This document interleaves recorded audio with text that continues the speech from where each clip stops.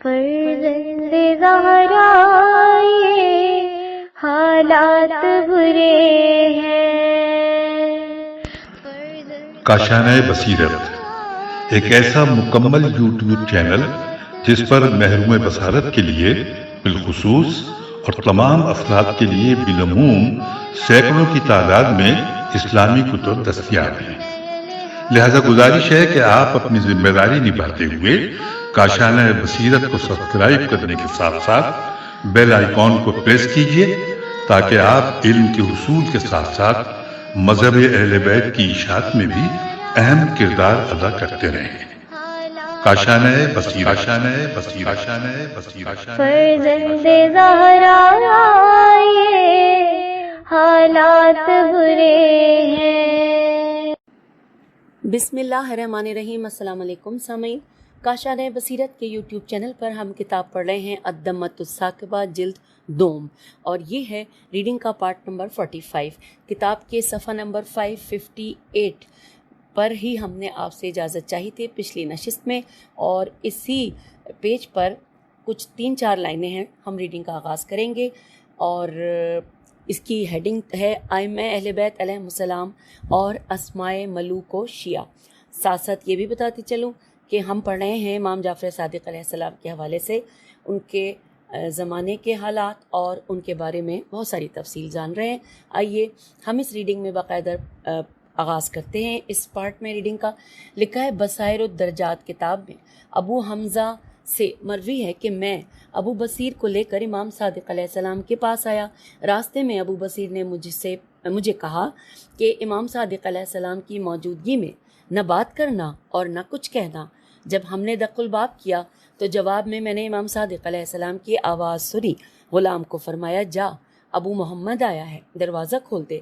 غلام نے دروازہ کھولا، ہم اندر داخل ہوئے اور سلام کیا۔ میں نے دیکھا کہ آپ کے سامنے ایک کتاب رکھی تھی جس میں آپ کچھ دیکھ رہے تھے۔ آپ نے مجھے فرمایا کہ کیا تو بزاز ہے؟ بے زے الف زے بزاز ہے؟ یہ سن کر میں کانپنے لگا اور عرض کیجیے حضور، آپ نے اس صحیفے میں پھر دیکھ کر فرمایا کہ کیا تو ہی بزاز ہے نا؟ تو میں نے عرض کیا، قبلہ میں ہی بزاز ہوں۔ جب وہاں سے رخصت ہو کر واپس ہوئے تو راستے میں نے ابو بصیر سے کہا کہ جو اتفاق آج ہوا ایسا پہلے کبھی نہیں ہوا تھا۔ ابو بصیر نے کہا کہ کیا ہوا؟ میں نے کہا، امام صادق علیہ السلام کے سامنے ایک صحیفہ رکھا تھا، انہوں نے 2 مرتبہ اس میں دیکھا، دونوں مرتبہ مجھ سے پوچھا کہ کیا تو بزاز ہے، اور دونوں مرتبہ مجھ پر لرزہ طاری ہو گیا۔ ابو بصیر نے حسرت سے پیشانی پر ہاتھ مارا اور کہنے لگے کہ افسوس ہے کہ تو نے مجھے اسی وقت بتایا ہوتا۔ یہ وہی صحیفہ ہے جس میں تا قیامت شیعان آل محمد صلی اللہ علیہ وآلہ وسلم کے نام ہیں، اور میں ان کی خدمت میں عرض کرتا کہ تجھے تیرا نام صحیفے میں دکھاتے۔ میں نے کہا کہ آپ نے جب وہاں جانے سے پہلے مجھ پر بولنے اور کچھ کہنے کی پابندی لگا دی تھی تو پھر میں آپ کو کس طرح بتاتا۔ اور آئیے آگے چلتے ہیں۔ کتاب بصائر الدرجات پہ لکھا ہے کہ حبابہ ہے بے الف بے ہے، حبابہ والبیہ واو الف لام بے یہ ہے سے مروی ہے کہ ایک مرتبہ میں نے امام صادق علیہ السلام کی خدمت میں عرض کیا کہ ہمارا ایک پڑوسی ہے جو آپ کے فضائل و محامد میم ہے الف میم دال کا قائل ہے، کیا وہ آپ کے شیعہ سے ہے؟ آپ نے فرمایا، اس کا نام کیا ہے؟ میں نے بتایا تو آپ نے غلام سے فرمایا، ذرا ناموس لے کے آ۔ وہ ایک بہت بڑی کتاب اٹھا کر لایا۔ آپ نے اسے کھولا اور فرمایا، ہاں وہ ہمارے شیعہ میں سے ہے، یہ اس کا اور اس کے باپ کا نام ہے۔ اور اب آئیے آگے چلتے ہیں۔ لکھا ہے کتاب بصائر الدرجات میں بکر ابن کروین یا کردین، کیونکہ واو اور دال ایک جیسا لگتا ہے، بصائر الدرجات کتاب میں بکر ابن کروین سے مروی ہے کہ امام صادق علیہ السلام نے فرمایا کہ ہمارے شیعوں سے ہماری محبت کا میثاق عالم زر میں لیا گیا تھا۔ اس دنیا پر آنے کے بعد اہل بیت علیہم السلام میں سے ہر حجت خدا کو صالح اور غیر صالح شیعہ کا علم ہوتا ہے۔ ہمارے پاس وہ علم ہے جس کی بدولت ہم کسی کے محتاج نہیں ہوتے، لیکن لوگ ہمارے محتاج ہوتے ہیں۔ ہمارے پاس وہ صحیفہ ہے جو نبی اکرم صلی اللہ علیہ وآلہ وسلم نے اپنی زبان وحی ترجمان سے لکھوایا ہے، اور ہمارے جد امجد علی علیہ السلام نے اپنے ید الہی ہاتھ سے لکھا ہے۔ پھر لکھا ہے کتاب بصائر ہی میں زرارہ زیر الف اور ہے، زراہ ہے، زرارہ نہیں ہے۔ اکثر زرارہ نام لکھا ہوتا ہے تو میرے منہ سے اچانک نکلا۔ پھر پڑھتے ہیں کتاب بصائر ہی میں زراہ سے مروی ہے کہ میں عبد الواحد ابن مختار لقمان اور عمر ابن شجرہ امام صادق علیہ السلام کے پاس بیٹھے تھے۔ کچھ دیر بعد عمر چلا گیا۔ آپ نے فرمایا یہ ابن شجرہ تھا۔ ہم نے عرض کیا ہاں حضور، بڑا آدمی ہے، آپ کے موالیوں میں سے ہے، ہر قدم پر محبان آل محمد صلی اللہ علیہ وآلہ وسلم کی ہر ممکن مدد کرتا ہے۔ آپ نے فرمایا ہمیں سب کچھ معلوم ہے، تم کیا جانو کہ یہ شخص کتنا خبیث ہے؟ زرارہ کہتا ہے، اچھا سامعین یہاں پہ زرارہ لکھا ہوا ہے، زیر الف رے ہے۔ زرارہ کہتا ہے کہ جب ہم وہاں سے اٹھے اور باہر آئے تو میں نے اپنے ساتھیوں کو بتایا کہ ابن شجرہ کی زیادہ تعریف نہیں کرنا چاہیے تھی۔ تمہیں کیا معلوم ہے کہ ابن شجرہ ارتکاب محرمات میں کتنا حریص رہتا ہے؟ اور اب آئیے اگلی ہیڈنگ نہیں ہے بلکہ اگلے پیراگراف کی جانب لکھا ہے کتاب بصائر میں فضیل سے مروی ہے کہ میں امام صادق علیہ السلام کے پاس آیا، آپ ایک صحیفہ دیکھ رہے تھے۔ کافی دیر بعد آپ نے فرمایا فضیل تجھے معلوم ہے کہ میں کیا دیکھ رہا تھا؟ میں نے عرض کیا نہیں حضور۔ آپ نے فرمایا میں صحیفہ فاطمہ سلام اللہ علیہا دیکھ رہا تھا، اس میں تا قیامت آنے والے حکمرانوں کے نام ہیں، اولاد امام حسن علیہ السلام میں سے کسی کا نام حکمران کی حیثیت سے اس میں نہیں ہے، اسی لیے جب میں محمد ابن عبداللہ کو دیکھتا ہوں تو مجھے ترس آ جاتا ہے کہ وہ اپنی طرف سے حصول اقتدار کے لیے ہاتھ پاؤں مارتا پھر رہا ہے، لیکن مجھے اس کا نام اس صحیفہ فاطمہ میں کہیں بھی نظر نہیں آ رہا۔ آگے چلتے ہیں، لکھا ہے کتاب بصائر میں حمران ہے میم رے الف نون سے مروی ہے کہ میں نے امام صادق علیہ السلام کی خدمت میں عرض کیا قبلہ کیا آپ کے پاس توریت، زبور، انجیل اور صحف انبیاء بھی ہیں؟ آپ نے فرمایا حمران جو کچھ اللہ نے سرور انبیاء صلی اللہ علیہ وآلہ وسلم کو دیا تھا وہ سب ہمارے پاس ہے، اور اللہ نے حضور صلی اللہ علیہ وآلہ وسلم کو صحف انبیاء کے علاوہ شب و روز میں رونما ہونے والے واقعات کا علم بھی دیا تھا۔ اللہ نے ہمیں اس علم کا وارث بھی بنایا ہے۔ اب سامعین اگلی ہیڈنگ آ گئی ہے اور ہم کتاب کے صفحہ نمبر 561 پہ آ گئے، اور ہیڈنگ ہے کہ ہر حجت خدا تمام حیوانوں اور پرندوں کی زبان سمجھتا ہے۔ آئیے تفصیلات جانتے ہیں۔ لکھا ہے کہ کتاب خرائج میں صفوان ابن یحییٰ سے مروی ہے کہ ایک دن ہم امام صادق علیہ السلام کی خدمت میں بیٹھے تھے، ایک شخص نے ایک بکروٹے کو ذبح کرنے کی خاطر گرایا، بکروٹے بے کاف رے واو ٹے بڑیے کو ذبح کرنے کی خاطر گرایا۔ بکروٹے نے عجیب انداز میں آواز نکالی تو امام صادق علیہ السلام نے اس شخص سے فرمایا ذرا ٹھہر جا۔ وہ رک گیا۔ آپ نے فرمایا کتنے میں لیا ہے؟ اس نے عرض کیا 4 درہم میں۔ آپ نے 4 درہم دے دیے اور فرمایا کہ اسے یہیں چھوڑ جا۔ پھر ہم آپ کے ساتھ باہر نکلے، ایک باز نے تیتر پر حملہ کیا، تیتر اڑ کر آپ کے ہاتھ پر آ بیٹھا، آپ نے باز سے کچھ فرمایا تو باز واپس چلا گیا۔ میں نے عرض کیا حضور آج 2 باتیں بڑی عجیب دیکھی ہیں، پہلے آپ نے بکروٹے کی قیمت دے کر اسے ذبح نہیں ہونے دیا، اور اب باز کے شکار میں آتے ہوئے تیتر نے آپ کا سہارا لیا اور آپ نے باز کو کچھ فرمایا اور وہ چلا گیا۔ تو آپ نے فرمایا صفوان اللہ نے جناب سلیمان کو پرندوں کی زبان سمجھنے کے علم سے نوازا تھا اور ہمارا نبی سلیمان سے افضل تھا، کیا یہ ممکن ہے کہ اللہ نے ہمارے نبی صلی اللہ علیہ وآلہ وسلم کو اس علم سے محروم رکھا ہو؟ میں نے عرض کیا نہیں قبلہ، تو آپ نے فرمایا کہ جو علم حضور صلی اللہ علیہ وسلم کے پاس تھا آپ نے اپنے خلفاء کو عنایت فرمایا ہے۔ بکروٹے کو جب ذبح کرنے کی خاطر اس شخص نے گرایا تو بکروٹے نے مجھے فریاد کی، میں نے اس کی قیمت مالک کو دے کر اسے ذبح ہونے سے بچا لیا، اور جب باز نے تیتر پر حملہ کیا تو تیتر نے میرے ہاتھ پر بیٹھ کر مجھ سے درخواست کی کہ مجھے بچائیں۔ میں نے باز کو کہا کوئی اور شکار تلاش کر لے۔ اب لکھا ہے آگے کہ اگر لوگوں میں قوت برداشت ہوتی تو میں انہیں پرندے کی بولی سناتا۔ آئیے آگے چلتے ہیں۔ اب لکھا ہے کتاب خرائج میں اعلیٰ ہجے کرتے ہیں عین لام الف اعلیٰ ابن سبابہ سے مروی ہے کہ ایک شخص امام صادق علیہ السلام کے پاس آیا، اس نے دیکھا تو آپ نماز پڑھ رہے تھے، ایک ہدہد آپ کے سامنے بیٹھا تھا۔ جب آپ نماز سے فارغ ہوئے تو اس نے عرض کیا حضور آیا تو ایک مسئلہ پوچھنے تھا، لیکن ہدہد کو آپ کے سامنے یوں بیٹھا دیکھ کر حیران ہوا، اور اب پہلے یہ پوچھوں گا کہ یہ اس طرح خلاف معمول بے قراری سے کیوں بیٹھا ہے؟ آپ نے فرمایا یہ پہلے آیا تھا اور اس نے شکوہ کیا تھا فلاں درخت پر گھونسلہ ہے، جب بھی انڈوں سے میرے بچے نکلتے ہیں تو ایک سانپ آ کر انہیں کھا جاتا ہے، آپ مجھے اس سانپ سے نجات دلائیں۔ تو میں نے اللہ سے دعا کی تھی تو وہ سانپ مر گیا تھا، اب یہ ہدہد مجھے بتانے آیا ہے کہ اس کے بچے زندہ ہیں۔ میں نے عرض کیا قبلہ مسئلہ تو میرا بھی کچھ اسی قسم کا ہے، میرا کوئی بچہ زندہ نہیں رہتا، جب بھی پیدا ہوتا ہے مر جاتا ہے۔ آپ نے فرمایا تمہارے گھر ایک سیاہ کتیا آتی ہے، تیری بیوی اسے روٹی کھلاتی ہے، اور اب جب تو گھر جائے گا تو وہ کتیا پھر آئے گی، اسے کہنا کہ تجھے فرزند رسول صلی اللہ علیہ وسلم جعفر ابن محمد کہہ رہا تھا کہ اللہ تجھ پر لعنت کرے، ہمارا گھر چھوڑ دے اور ہمیں مزید مبتلائے مصیبت نہ کر۔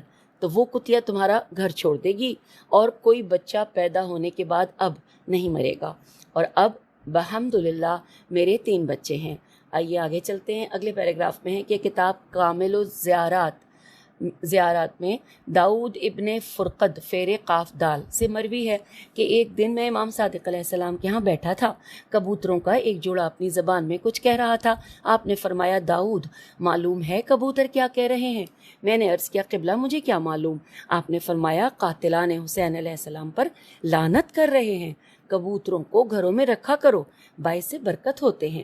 آئیے سامعین اگلا قصہ ہے وہ پڑھتے ہیں۔ لکھا ہے کتاب بہار میں عمرو ابن میسم نے روایت کی ہے کہ ایک مرتبہ امام صادق علیہ السلام کے ساتھ آپ کی زرعی اراضی پر گئے، ہم راستے میں تھے کہ ایک بھیڑیا آ گیا، آپ کے غلاموں نے اسے بھگانے کا ارادہ کیا، آپ نے فرمایا آنے دو، ممکن ہے کوئی حاجت مند ہو۔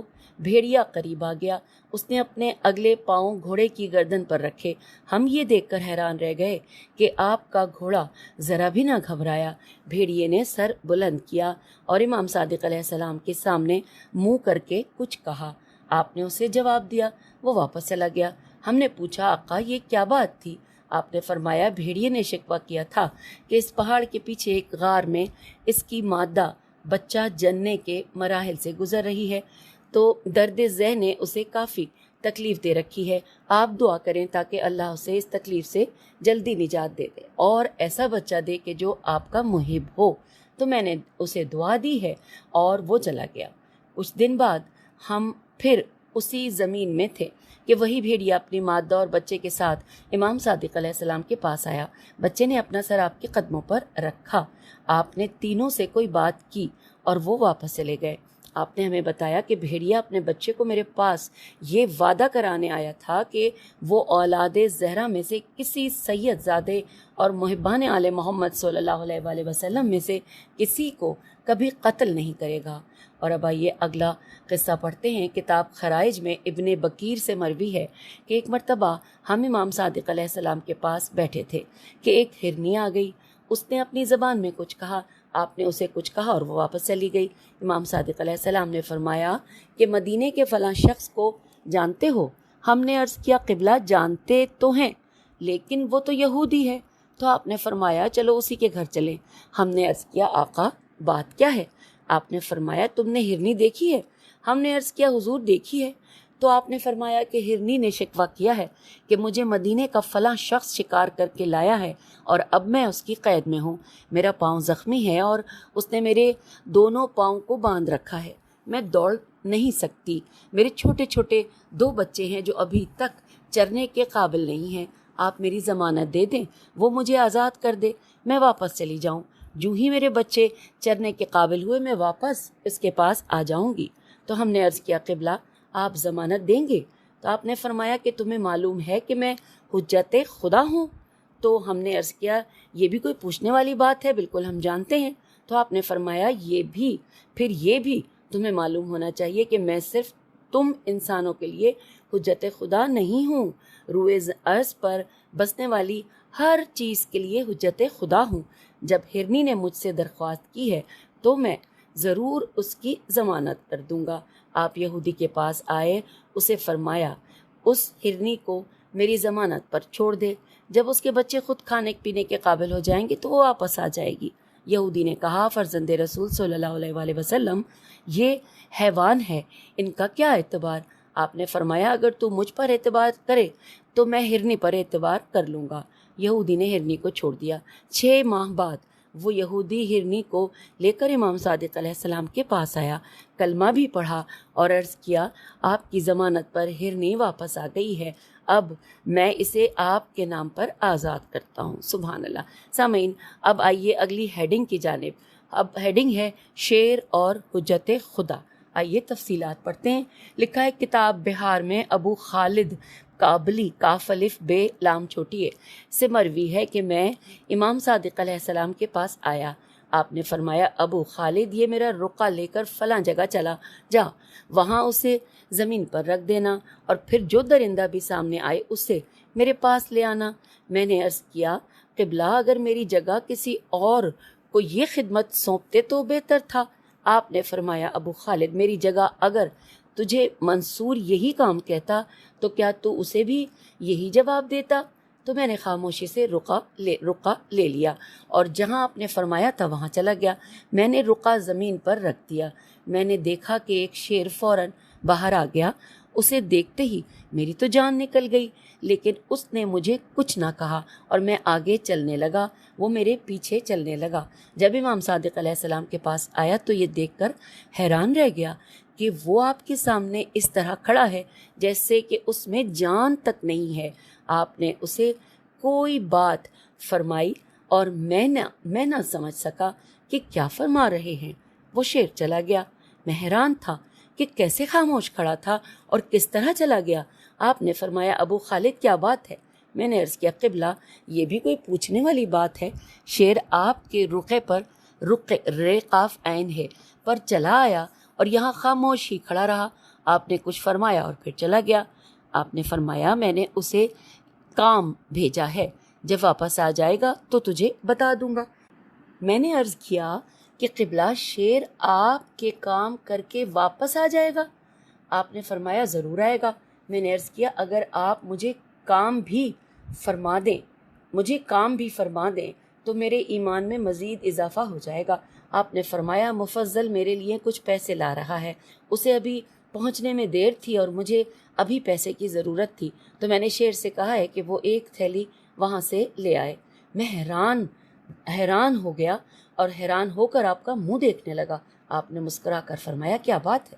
میں نے عرض کیا قبلہ میری حیرت تو پہلے سے بھی بڑھ گئی، اب مجھے نہ صرف شیر کی واپسی کا انتظار کرنا پڑے گا بلکہ مفضل کے آنے تک میں آپ کے دسترخوان پر ہی ہوں۔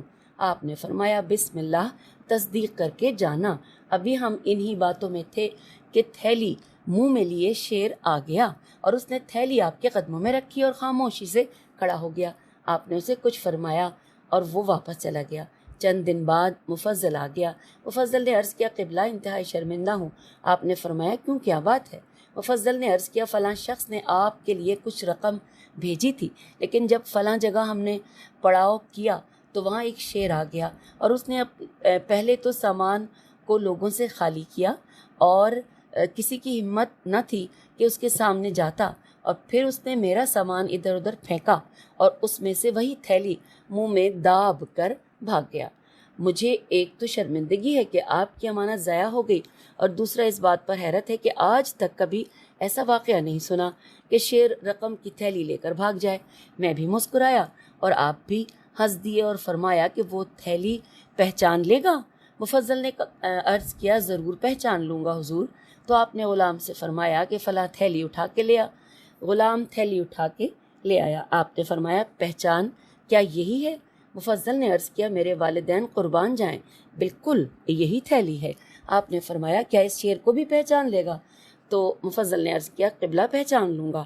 آپ نے فرمایا ابو خالد جا، یہ رقع لے جا اور شیر کو بلا لا۔ میں گیا، حسب سابق آپ کا رقع زمین پر رکھا اور وہی شیر آ گیا۔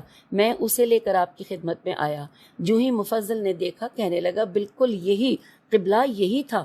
تو اور یہاں پر یہ قصہ مکمل ہوا۔ اب اگلے پیراگراف میں ہیں کہ امالی ابو مفضل میں، ان کتاب کا نام ہے یہ امالی ابو مفضل میں، عبد الغفار ابن حسن سے مروی ہے کہ ابراہیم ابن ادہم کوفہ آیا اور میں بھی اسی کے ساتھ تھا۔ منصور کا زمانہ تھا۔ امام جعفر صادق علیہ السلام بھی کوفہ آئے ہوئے تھے۔ جب امام جعفر صادق علیہ السلام کوفے سے واپس مدینہ آنے لگے تو دربار منصور کے کافی سرکردہ افراد آپ کو الوداع کہنے کی خاطر بیرون کوفہ ایک منزل تک آئے، اور ان میں سفیان سوری کی ہجے سے ہے، سین سے نہیں، سفیان سوری اور ابراہیم ادہم بھی تھے۔ ایک جگہ راستے میں ایک شیر کھڑا تھا، تمام کے قدم از خود رک گئے۔ سب نے امام صادق علیہ السلام سے کہا کہ اس شیر کو آپ ہی راستے سے ہٹائیں۔ آپ آگے بڑھے، شیر کے قریب گئے، اس کو کان سے پکڑا اور راستے سے دور لے جا کر کچھ فرمایا۔ وہ شیر وہاں سے چلا گیا۔ پھر جب یہ لوگ جا کر آپ سے ملے تو آپ نے فرمایا کہ اگر انسان اللہ کی اطاعت کرتا تو شیروں سے بار برداری کا کام لے سکتا تھا۔ یہاں پر یہ سب مکمل ہوا۔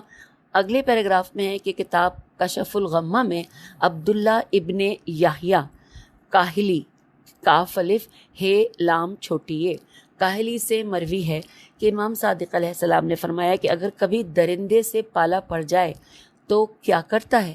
تو میں نے عرض کیا قبلہ پالا تو کئی مرتبہ پڑا ہے، کرنا کیا ہوتا ہے؟ جان نکل جاتی ہے اور کہیں چھپ چھپا کر جان بچاتا ہوں۔ تو آپ نے فرمایا آئندہ اس طرح نہ کیا کر، آیت الکرسی پڑھ کے درندے کو یوں مخاطب کیا کر کہ وہ راہ چھوڑ دے گا۔ اور پھر مولا نے فرمایا کہ اب جب جو عربی میں لکھا ہے کہ کس طرح مخاطب کرنا ہے وہ میں پڑھ دیتی ہوں، 1.5 لائنیں ہیں لیکن زیر زبر پیش کچھ نہیں ہے۔ آئیے پڑھتے ہیں۔ اللہ تعالیٰ میری اس کو پڑھنے میں جو بھی مجھ سے غلطی ہو اس کو درگزر فرمائے۔ آئیے پڑھتے ہیں۔ لکھا ہے عظمت علیکہ بے عظیمت اللہ و عظیمت محمد رسول اللہ و عظیمت سلمان ابن داؤد و عظیمت علی امیر المومنین علیہ السلام من بعدہ۔ پھر لکھا ہے کہ عبداللہ کہتا ہے کہ ایک مرتبہ اس عمل کو آزمانے کا موقع ملا۔ شیر تھا اور آدم خور بنا ہوا تھا، اس راہ سے کبھی کوئی بچ کر نہیں گیا تھا، لیکن میں نے جب یہ دعا پڑھی تو میں نے دیکھا کہ شیر نے سر جھکا لیا اور دم دبا کر چلا گیا۔ سامعین اب یہاں پر یہ ہیڈنگ مکمل ہوئی۔ اب چلتے ہیں اگلی ہیڈنگ کی جانب۔ لکھا ہے قبولیت دعا۔ آئیے تفصیلات پڑھتے ہیں۔ کتاب بہار میں راشد سے مروی ہے کہ ایک مرتبہ مدینے میں ایک شخص آیا اور اس نے آ کر امام صادق علیہ السلام کی خدمت میں عرض کیا قبلہ ویسے تو اللہ کی مرضی ہے جب بھی اہل بیت کے مصائب ختم کرے، لیکن بعض اوقات آپ کے اعداء کی لاف زنی، لام الف فے اور زینون چھوٹی ہے، لاف زنی سن کر دل کو بڑی کوفت ہوتی ہے۔ آپ نے فرمایا کیسے؟ تو اس نے عرض کیا کہ حکیم کلبی آل محمد کی ہجو کرتا ہے اور بازار کوفہ میں بیٹھ کر اشعار کہتا ہے۔ آپ نے فرمایا تجھے کوئی شعر یاد ہے؟ اس نے عرض کیا قبلہ صرف ایک شعر سنا سکتا ہوں۔ آپ نے فرمایا سنا۔ تو اس نے یہ شعر سنایا اور اس کا ترجمہ لکھا ہے، سامعین پڑھتے ہیں۔ عربی کا شعر ہے۔ لکھا ہے کہ ہم نے تمہارے زید کو کھجور کے تنے پر سولی چڑھایا ہے، میں نے نہیں سنا کہ مہدی بھی کھجور کے تنے پر سولی چڑھتا ہے۔ اچھا، اب آگے لکھا ہے کہ آپ کا جسم کانپنے لگا، آپ نے کانپتے ہاتھ بلند کیے اور عرض کیا بار الہ، اگر یہ شخص جھوٹا ہے تو اپنے کتوں میں سے کوئی کتا اس پر مسلط فرما۔ لکھا ہے حکیم کلبی کسی کام کی خاطر بیرون کوفہ آیا، شیر نے حملہ کیا اور پھاڑ کے کھا گیا۔ بعد میں امام صادق علیہ السلام کو مدینے میں اطلاع ملی تو آپ نے سر بسجود ہو کر عرض کیا اس اللہ کی حمد ہے جس نے ہمارے ساتھ کیا گیا وعدہ سچا فرمایا۔ آئیے اگلے قصے کو پڑھتے ہیں۔ لکھا ہے کتاب بصائر الدرجات میں معاویہ ابن وہب اور ابن سنان سے مروی ہے کہ ہم اس وقت مدینے میں تھے جب داؤد ابن علی نے معالی میم عین لام چھوٹیے ابن خنیس غلام امام صادق علیہ السلام کو بلا کر شہید کر دیا۔ امام صادق علیہ السلام نے داؤد کے پاس آنا جانا ترک کر دیا۔ 1 مہینہ گزر جانے کے بعد داؤد نے اپنے 5 سپاہی بھیجے اور انہیں حکم دیا کہ اگر جعفر علیہ السلام نہ آئے تو اس کا سر لانا، اور جب وہ آئے تو ہم آپ کی اقتداء میں نماز ظہر پڑھ رہے تھے۔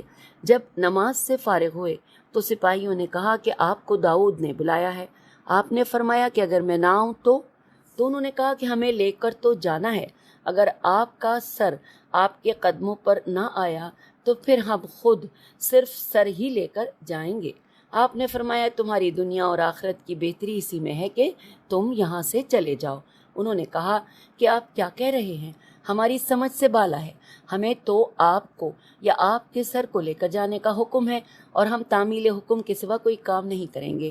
جب آپ نے دیکھا کہ وہ لوگ ٹل ہی نہیں رہے تو آپ نے دستے دعا بلند کیے کہ ہم دعا تو نہ سن سکے، ہم نے صرف آخری لفظ سنے، الساعہ الساعہ، الف لام سین الف عین ہے۔ ابھی آپ نے دستے دعا نیچے نہیں کیے تھے کہ باہر گریہ ازاری کا طوفان بپا ہو گیا۔ آپ نے ان سپاہیوں سے فرمایا کہ اگر مجھے لے چلنا ہے تو میں آتا ہوں، لیکن یہ بتا دوں کہ تمہیں حکم دینے والا مر گیا ہے۔ انہوں نے کہا یہ کیسے ہو سکتا ہے، ابھی تو بھلا چنگا تھا۔ آپ نے فرمایا بھلے چنگے بھی منٹوں میں مر جاتے ہیں، ایسا کرو 1 آدمی چلا جائے، 4 آدمی یہیں میری نگرانی کرو، جانے والا جا کر میری بات کی تصدیق کر لے، اگر میں نے سچ کہا ہے تو پھر تم جاؤ اپنی تنخواہ حلال کرو اور اپنے حاکم کا ماتم کرو، اگر میری بات غلط ہوئی تو پھر مجھے ساتھ لے جانا، میں آ جاؤں گا۔ انہوں نے اس تجویز کو پسند کیا۔ 1 آدمی گیا، تھوڑی دیر بعد پریشان ہو کر واپس آیا اور ان سے کہنے لگا کہ اب آ جاؤ، ہمارا کام ختم ہو گیا ہے، داؤد مر گیا ہے۔ جب وہ واپس چلے گئے تو ہم نے عرض کیا قبلہ یہ کیسے ہو گیا؟ آپ نے فرمایا کہ اس صفاق نے میرے غلام کو بے گناہ شہید کر دیا تھا اور اب میرے در پہ تھا۔ جب میں نے دیکھا کہ وہ ٹلنے والا نہیں ہے تو میں نے بارگاہ خالق میں اس کے لیے بد دعا کی۔ اللہ نے ایک ملک کو بھیجا جس نے اس کے دل میں نیزہ مارا اور وہ فنار ہو گیا۔ آئیے اگلا قصہ واقعہ پڑھتے ہیں۔ لکھا ہے کتاب خرائج میں امام رضا علیہ السلام سے مروی ہے کہ ایک شخص نے آ کر امام صادق علیہ السلام کی خدمت میں عرض کیا فلاں شخص نے آپ کے خلاف منصور کے ہاں چغلی کھائی ہے۔ اس وقت منصور غصے سے دیوانہ ہو رہا ہے اور اس کے سپاہی ابھی آپ کو گرفتار کرنے کے لیے آ رہے ہیں، آپ چند دنوں کے لیے روپوش ہو جائیں۔ آپ نے مسکرا کر فرمایا چغل خور نے کیا کہا ہے؟ اس نے بتایا کہ چغل خور نے منصور سے جا کر کہا ہے کہ جعفر علیہ السلام ابن محمد صلی اللہ علیہ وآلہ وسلم تیرے خلاف خروج کی تیاری کر رہا ہے۔ آپ نے فرمایا کہ زیادہ پریشان ہونے کی ضرورت نہیں ہے، جب کسی شخص میں اللہ کی عنایت کردہ کوئی فضیلت پوشیدہ ہوتی ہے اور اللہ اس کمال کو ظاہر کرنا چاہتا ہے تو صاحب کمال کے حاسد پیدا ہو جاتے ہیں جو باغیوں کو ہر وقت اس کے خلاف پرانگیختہ کرتے رہتے ہیں۔ تو یہیں بیٹھ، جب بلانے والے آئیں گے تو میرے ساتھ منصور کے دربار میں چلنا اور وہاں قدرت خدا ملاحظہ کرنا۔ تو وہ شخص بیٹھ گیا۔ کچھ دیر بعد منصور کے سپاہی آ گئے، انہوں نے پیغام دیا کہ منصور نے یاد کیا ہے۔ آپ خاموشی سے اٹھے اور ان کے ساتھ چلے گئے۔ جب دربار میں پہنچے تو سلام کیا اور ایک طرف بیٹھ گئے۔ منصور نے کہا کہ کیا آپ لوگوں کو ہمارے خلاف جنگ پر آمادہ کرتے رہتے ہیں؟ آپ نے فرمایا آپ کے پاس اس بات کا کوئی ثبوت ہے؟ منصور نے کہا ہاں، میرا ایک غلام ہے جو گواہ ہے۔ آپ نے فرمایا کہ وہ جھوٹ بکتا ہے۔ منصور نے کہا میں اسے کب چھوڑتا ہوں، بھرے دربار میں اس سے قسم لوں گا، اگر جھوٹا ہوا تو اپنی سزا پائے گا۔ آپ نے فرمایا کہ اگر اس نے جھوٹی قسم کھائی تو اپنے کیفر کردار کو خود پہنچ جائے گا۔ منصور نے اپنے سیکریٹری سے کہا کہ اس سے قسم لے لے۔ منصور کا سیکریٹری اس سے قسم لینے لگا کہ کہہ کہ واللہ باللہ ثم تاللہ، میں نے سچ کہا ہے۔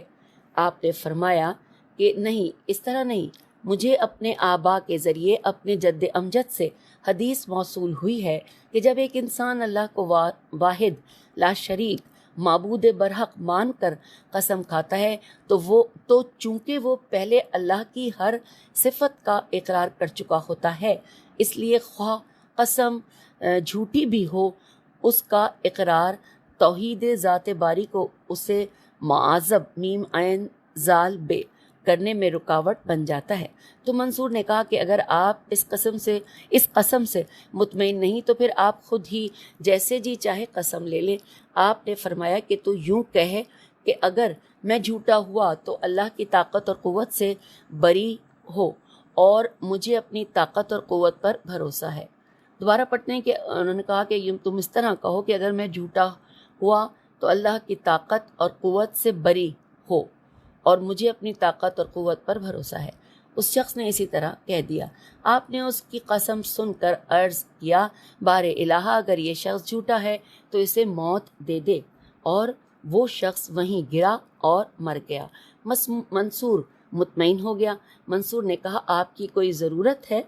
آپ نے فرمایا فوری ضرورت یہ ہے کہ جب سے تو نے بلایا ہے میرے بچے اور اہل خانہ پریشان ہیں، اگر تو مطمئن ہے تو تو مجھے جانے کی اجازت دے دے تاکہ میں انہیں جا کر تسلی دوں۔